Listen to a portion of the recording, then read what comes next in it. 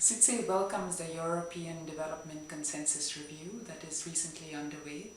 We as CIDSE would like to provide our view of what should be in the Consensus Review, and this input is very much inspired by the encyclical of Pope Francis, Laudato Si.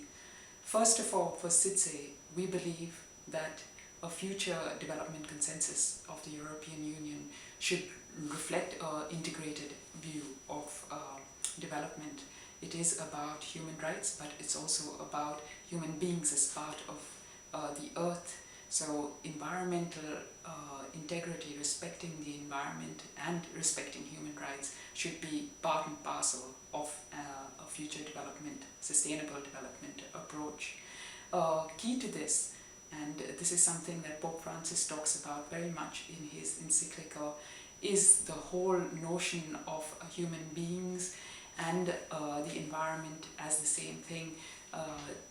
calling for the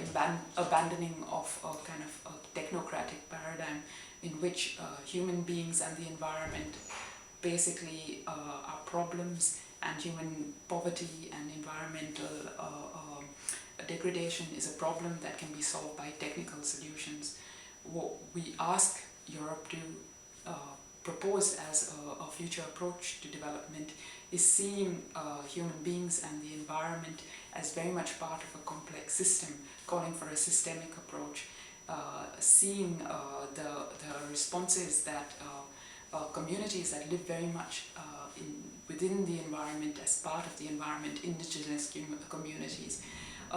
seeing their solutions as being a central response to the current crisis that we are living in. This requires not only a strong state that would be able to hold out against the pressures from trade agreements, the country's creditors, all these kind of external pressures on a state. It requires a strong state, but it also requires a strong and independent civil society that constantly monitors and proposes alternative solutions to the mainstream solutions that are being proposed. Secondly, an important part of the consensus will be about Europe's responsibility itself. Europe has been historically a huge emitter of CO2 and many of the other causes of climate change. It has to take this responsibility forward. Even as a development actor, it has to take its responsibility, and that is another important issue that we are calling to attention in the future review of the development consensus. For CIDSE,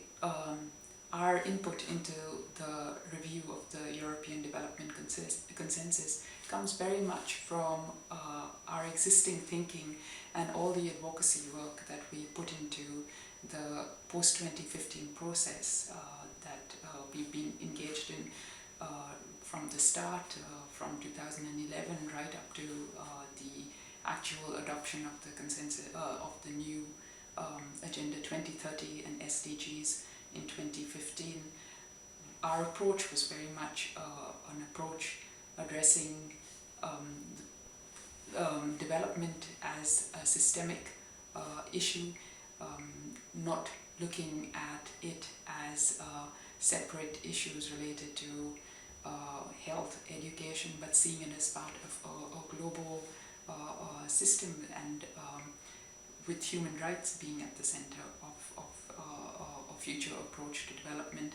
Therefore, right from the starting point, we called for a review of the current framework, which was the Millennium Development Goals, and for opening up that framework to look beyond classic development issues to also environmental issues, with human rights and gender equality right at the center of that discussion. This was our approach right from the start. We were happy that the Millennium Development Goals discussion took on a broader approach around sustainable development with Rio Plus 20. And finally, with Agenda 2030, we see a much more holistic and systemic perspective being taken for the future development framework, although we still have questions, especially with regard to the SDGs themselves and the targets that they are proposing and indicators they are proposing, whether they actually reflect the same kind of holistic thinking of the vision of Agenda 2030. That is why it remains important for us to continue to engage in processes like the European Development Consensus Review, to continue to push our call for kind of a structural response to the current crises, the climate crisis, the inequality crisis, in future development frameworks informed by Agenda 2030.